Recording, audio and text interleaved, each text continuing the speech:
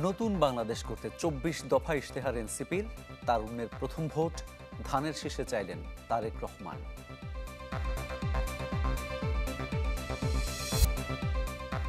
গণ অভ্যুত্থানে মানবতা বিরোধী অপরাধে শেখ হাসিনার বিচার শুরু, সর্বোচ্চ শাস্তি চায় রাষ্ট্রপক্ষ। ব্যাপক সংঘর্ষে দেশ অগ্নিগর্ভ হয়ে ওঠার দিন, ২৪-এর ৪ অগাস্ট ঝরে যায় ৯৫ প্রাণ।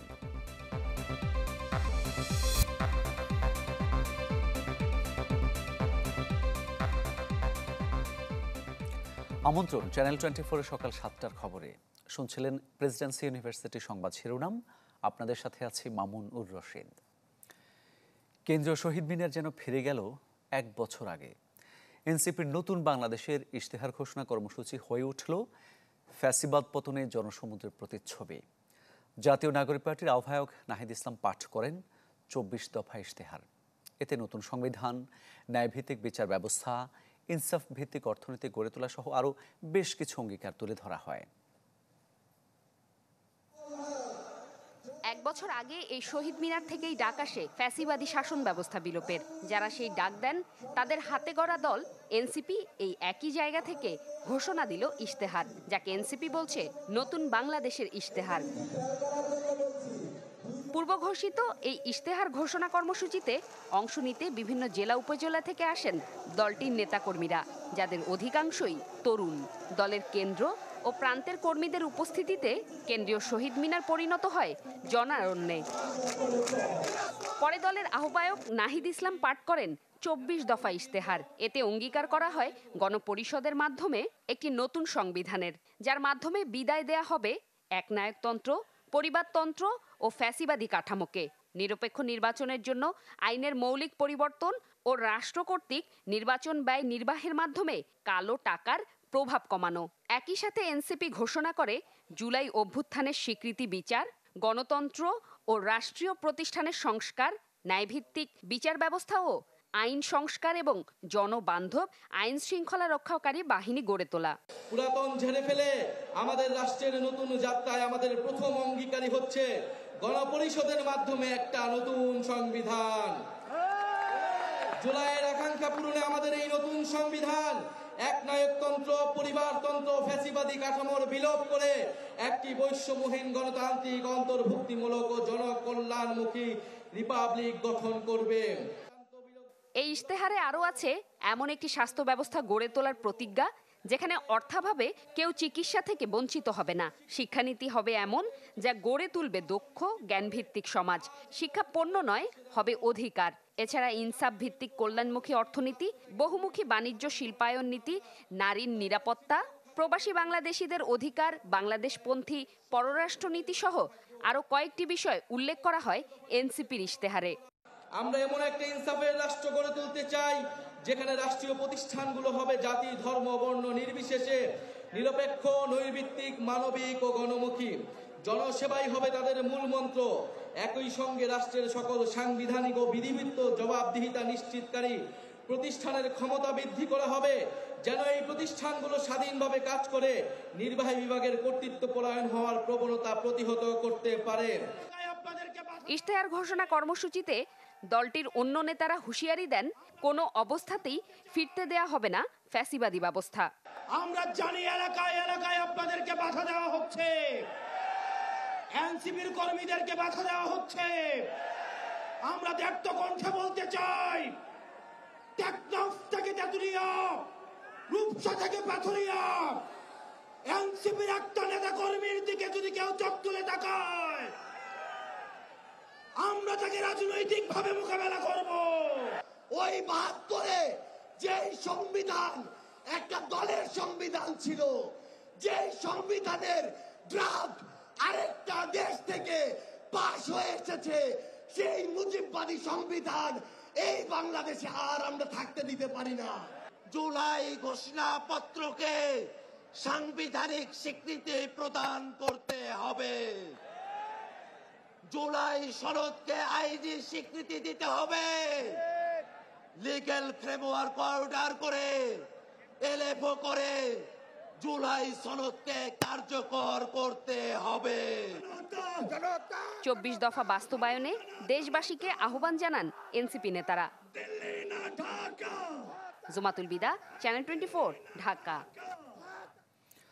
কথা বলার রাজনীতি নয়, মানুষের জীবনমান উন্নয়নে কাজ করবে বিএনপি, এমন মন্তব্য করে আগামী নির্বাচনে তারুণের প্রথম ভোট ধানের শীষে চাইলেন দলটির ভারপ্রাপ্ত চেয়ারম্যান তারেক রহমান। জুলাই শহীদদের স্মরণে ছাত্রদলের কর্মসূচিতে বিএনপি নেতারা আহ্বান জানান বিভেদের পরিবর্তে ঐক্য ধরে রাখার।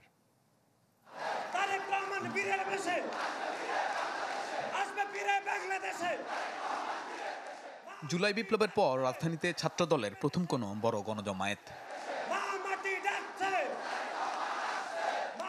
রাজধানীর শাহবাগে গণ অভ্যুত্থানের বর্ষপূর্তির এই আয়োজন শুরু হয় বেলা ৩টায়।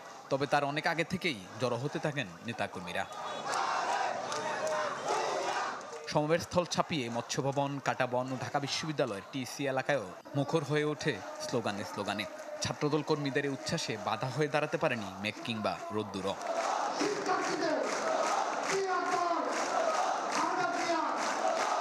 জনসমাবেশ থেকে সাধারণ শিক্ষার্থীদের মান উন্নয়নে 9 দফা ঘোষণা করেন ছাত্রদলের সভাপতি। হুঁশিয়ারি দেন ষড়যন্ত্র মোকাবিলায় রাজপথে থাকার।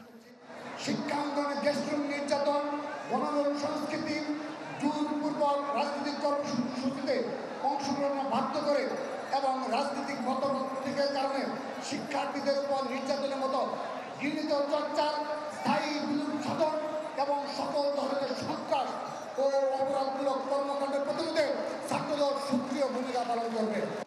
কর্মসূচিতে বিএনপি মহাসচিব দাবি করেন ফেব্রুয়ারিতে নির্বাচন হবে এমন প্রত্যাশা করে দেশের মানুষ।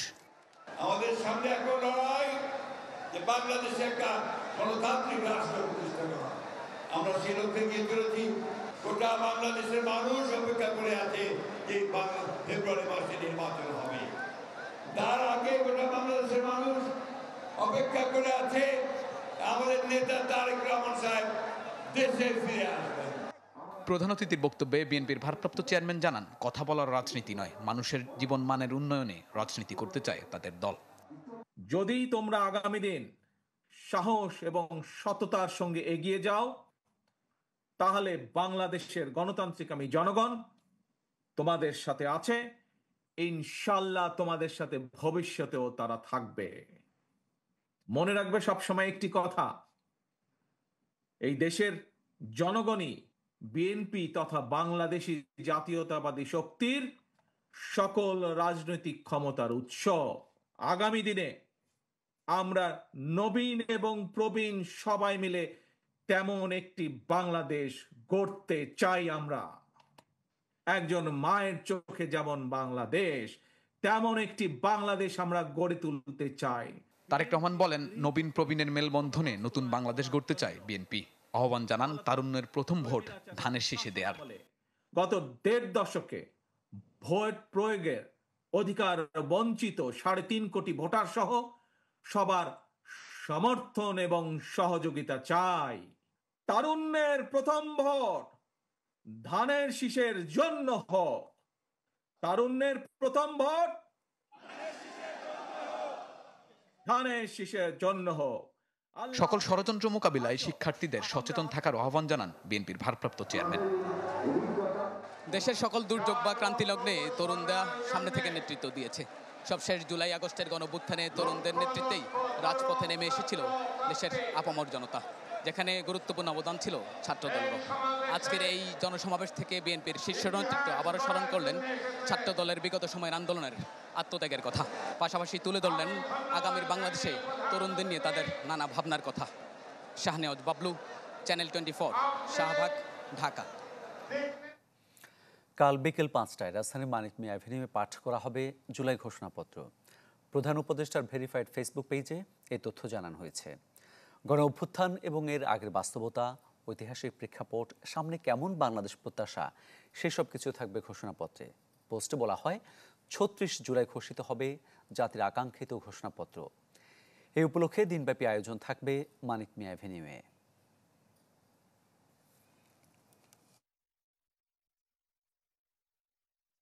ওয়ার্ল্ড ক্লাস ইনোভেশন নিয়ে ওয়ালটন এখন দেশের সীমানা পেরিয়ে পৌঁছে গিয়েছে 50টিরও বেশি দেশে।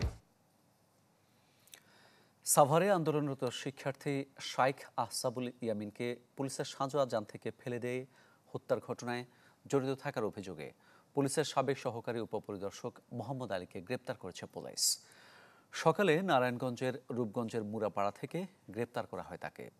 ঢাকা জেলার পুলিশ সুপার মোহাম্মদ আনিসুজ্জামান খবরটি নিশ্চিত করেন। 2024 সালের 18 জুলাই সাভারের ছাত্র জনতার আন্দোলনের সময় এপিসি থেকে ফেলে দেওয়ার পর গুলিবিদ্ধ অবস্থায় নিহত হন শাইখ আসহাবুল ইয়ামিন। ঘটনার একটি ভিডিও ফেসবুকে ছড়িয়ে পড়লে দেশ জুড়ে তীব্র প্রতিক্রিয়া তৈরি হয়। ইয়ামিন রাজধানীর মিরপুরের military institute of science and technology IMSTর কম্পিউটার বিজ্ঞান ও প্রকৌশল বিভাগের 4র্থ বর্ষের শিক্ষার্থী ছিলেন। অবশেষে মানবতাবিরোধী অপরাধে শেখ হাসিনার বিচার শুরু হলো। রোববার আন্তর্জাতিক অপরাধ ট্রাইব্যুনাল 1-এ শেখ হাসিনা ও আসাদুজ্জামান খান কামালের বিরুদ্ধে প্রথম সাক্ষ্য দেন যাত্রাবাড়িতে আহত খোকন চন্দ্র বর্মন। সূচনা বক্তব্যে শেখ হাসিনার সর্বোচ্চ সাজা প্রত্যাশা করেন অ্যাটর্নি জেনারেল। শেখ হাসিনার বিরুদ্ধে রাজসাক্ষী হওয়ার পর রোববার সকাল 9:30টায় ট্রাইব্যুনালে হাজির করা হয় সাবেক আইজিপি চৌধুরী মামুনকে। অন্য সময় মাথায় হেলমেট, বুকে ভেস্ট থাকলেও এদিন ছিলেন অনেকটাই নির্ভার। 11টার কিছু পর ট্রাইব্যুনালে এজলাসে হাজির করা হয় মামুনকে। প্রথমে একটু দ্বিধায় পড়লেও শেষ পর্যন্ত কাচের ঘেরা খাঁচাতেই ঠাঁই হয় তার। এরপর শেখ হাসিনার বিরুদ্ধে সূচনা বক্তব্য শুরু করেন অ্যাটর্নি জেনারেল। এ সময় শেখ হাসিনা কামালের সর্বোচ্চ শাস্তি চান তিনি।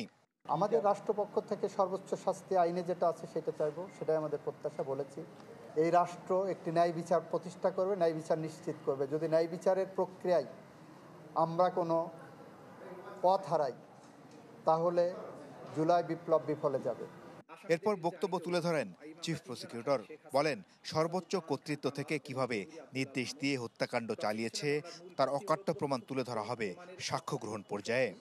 সাবেক প্রধানমন্ত্রীর নিজের বক্তব্য, রেকর্ডকৃত অডিও এবং বিভিন্ন স্পষ্ট দিক নির্দেশনা যা তিনি ওই সংকটকালীন দিনগুলোতে দিয়েছেন, এগুলো কোনো পরোক্ষ প্রমাণ নয়, বরং অকাট্য এবং প্রত্যক্ষ প্রমাণ যা সরকারের সর্বোচ্চ পর্যায়ে উদ্দেশ্য ও পরিকল্পনার এক বিরল এবং গোপন জানালা উন্মোচন করে। প্রসিকিউশন মনে করে এই সব নথি এবং অডিও প্রমাণ সাবেক প্রধানমন্ত্রীর কার্যালয় থেকে প্রদত্ত বক্তব্য, নির্দেশনা এবং যোগাযোগ মামলাটিকে শক্ত ভিত্তি দেবে এবং আসামিদের কমান্ড রেসপন্সিবিলিটি অকাট্যভাবে প্রমাণ করবে। এদিন শেখ হাসিনার বিরুদ্ধে প্রথম সাক্ষ্য দেন যাত্রাবাড়িতে আহত খোকন চন্দ্র বর্মন। সেদিন কি ঘটেছিল তার সাথে সেই রোমহর্ষক বর্ণনা দেন তিনি। মাসুদুর রহমান, চ্যানেল 24, ঢাকা। এবার জুলাই অভ্যুত্থানে আমাদের মাসব্যাপী বিশেষ আয়োজন রক্তে ভেজা জুলাই। অসহযোগ আন্দোলন ঘিরে 24-এর আজকের দিনে রাজপথ জুড়ে ছিল উত্তেজনা, সংঘর্ষ আর দাবির ঝড়। একদিকে ছাত্রদের এক দফা দাবি, অন্যদিকে ক্ষমতায় থাকার লড়াইয়ে পাল্টা অবস্থান নেয় সরকার। রাজধানীর অলিগলি রূপ নেয় সহিংসতার মঞ্চে, যা ছড়িয়ে পড়ে সারা দেশে। এদিন ঝরে যায় 95 প্রাণ। আশরাফুল আলম আকাশের রিপোর্ট।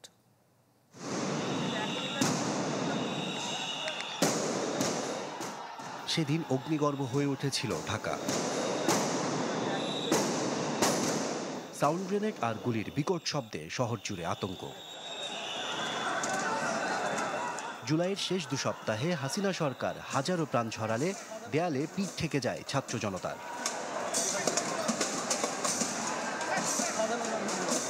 এই পতাকা আবার সবুজ হবে যখন এই খুনিদের বিচার হবে। একদিকে সরকারকে পদত্যাগের আলটিমেটাম দিয়ে দেশ জুড়ে অসহযোগ আন্দোলন, অন্যদিকে ওয়ার্ডে ওয়ার্ডে নেতাকর্মীদের নামতে নির্দেশ দেয় ক্ষমতাসীন আওয়ামী লীগ। সেই সঙ্গে আরও কঠোর হয় পুলিশ।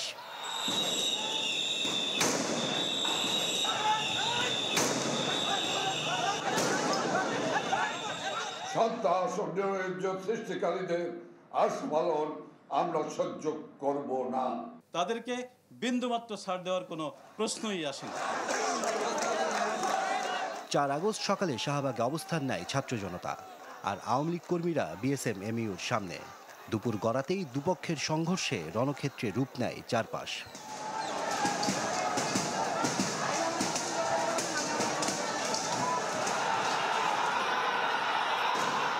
সংঘর্ষ ছড়িয়ে পড়ে মিরপুর, যাত্রাবাড়ি, শনিরাকড়া সহ রাজধানীর বিভিন্ন এলাকায়। বন্ধ করে দেওয়া হয় ঢাকা-চট্টগ্রাম মহাসড়ক। চলতে থাকে ত্রিমুখী সংঘর্ষ।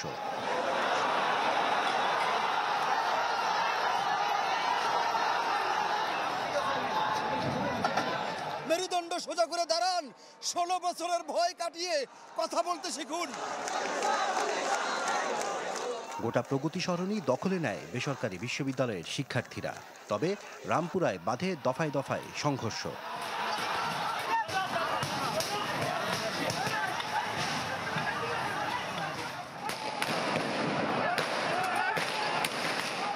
এক দফার উত্তাপ ছড়িয়ে পড়ে সারা দেশে। ত্রিমুখী সংঘর্ষে বাড়তে থাকে হতাহতের মিছিল। দিনভর অন্তত 95 জন নিহতের সংখ্যা উঠে আসে বিভিন্ন গণমাধ্যমে। পরিস্থিতি সামাল দিতে না পেরে আবারও অনির্দিষ্টকালের কারফিউ সহ 3 দিন সাধারণ ছুটি ঘোষণা করে আওয়ামী লীগ সরকার। আশরাফুল আলম আকাশ, চ্যানেল 24, ঢাকা। জুলাই আন্দোলনে এক দফার বীজ নিহিত ছিল 9 দফায়। পদে পদে ঝুঁকি নিয়ে যার নেপথ্যে কাজ করেছেন একদল অকুতোভয় তরুণ। তাদের কয়েকজনের কাছ থেকে গল্প শুনেছেন জুমাতুল বিদা। আমরা শুনতেছিলাম যে কোনো সময় ইন্টারনেট ব্ল্যাক আউট হতে পারে, কারফিউ জারি হতে পারে। আমরা এমন একটা কর্মসূচির কথা ভাবছিলাম যেখানে নেতা থাকুক আর না থাকুক যেন আন্দোলন চলতে থাকে। চ্যালেঞ্জ ছিল আন্দোলন চলমান থাকার কর্মসূচির ঘোষণাটা মিডিয়ায় পৌঁছানো। তো সে আলোকে আমরা সবাই এখানে একত্রিত হয়েছি এবং 9 দফার যে খসড়া, সে খসড়া নিয়ে আমরা বসেছিলাম। এখান থেকে উপরে বসে মূলত আব্দুল কাদেরকে ফোন দেওয়া, সে 9টা পয়েন্ট নোট নাই। তো কয়েকটা ব্যাপার আমরা প্ল্যান এ বি ভাগ করি, হয় এইটা নয় এইটা, 2টা পয়েন্ট এরকম ছিল। ওই 2টাতে সে তার রিকমেন্ডেশনটা দেয়। তারপর আমরা আবারও মিটিং বসি। তো সাদিক ভাই ওইখান থেকে মাঝে মাঝে কিছু পয়েন্ট ওই আসিফকে পাঠাইছিল যে তোমরা নিজেদের মধ্যে ডিসকাস করো, যাতে করে আরও কয়েকজন সমন্বয়কে পাঠাইছে, তোমরা নিজেদের মধ্যে ডিসকাস করো যাতে করে আন্দোলন কঠিন হলে আমরা অ্যাডভান্স কোনো মুভমেন্টে গেলে এই দাবিগুলো আমরা জানাতে পারি। নাহিদ, আসিফ, বাকের 3 জন হচ্ছে গুম অবস্থায় আছে, তাদের ব্যাপারে ইনফরমেশন পাচ্ছি না। আবার এদিকে হাসনাত, সার্জিস আর হচ্ছে হাসিব, এই 3 জন হচ্ছে গভর্নমেন্ট মোটামুটি তাকে কন্ট্রোল করে মোটামুটি চাপে রাখার চেষ্টা করতেছে। তখন আমাদের মাথায় তখন মাহাদি ভাই চিন্তা করলেন তাহলে আমরা এক কাজ করি, এখন থেকে 59 সমন্বয়ের বিবৃতি দেয়। ফলে এই 6 জনকে বাদ দিয়ে 65 জনের সমন্বয়ক ছিল, কিন্তু ওইখান থেকে বাকি 59 জন নিয়ে আমরা মিটিং করে এটা সিদ্ধান্ত নিচ্ছি, এই ধরনের রিপ্লাই। ফলে মিডিয়া বিশ্বাস করতে শুরু করে এবং সেভাবেই হয়। এবং ইন্টারেস্টিংলি গভর্নমেন্টও অবাক হয়ে যায় যে এই 59 জন বসতেছে, এদেরকে বের করি। বাস্তবে হচ্ছে আমরা আসলে কোথাও বসি নাই।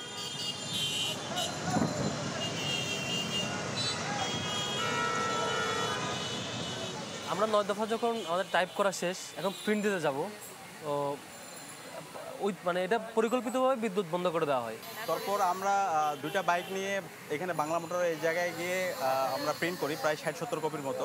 এবং প্রিন্ট করার পরে সবার আগে আমাদের মিডিয়ায় এই প্রিন্ট কপিগুলো পাঠাইতে হবে, 9 দফার যে প্রেস লিস্ট এটা পাঠাইতে হবে। এবং একই সাথে তখন আব্দুল কাদেরকে আবার ফোন দেওয়া হয়, তার থেকে একটা ভিডিও নেওয়া হয়। ছাত্র হত্যা দায় নিয়ে প্রধানমন্ত্রীকে জাতির কাছে ক্ষমা চাইতে হবে। প্যানড্রাইভে করে প্রত্যেকটা মিডিয়া হাউসে গিয়ে আমরা তখন এই 9 দফাটা দেশীয় এবং আন্তর্জাতিক মিডিয়াগুলোতে তখন 9 দফাটা পৌঁছে দিই।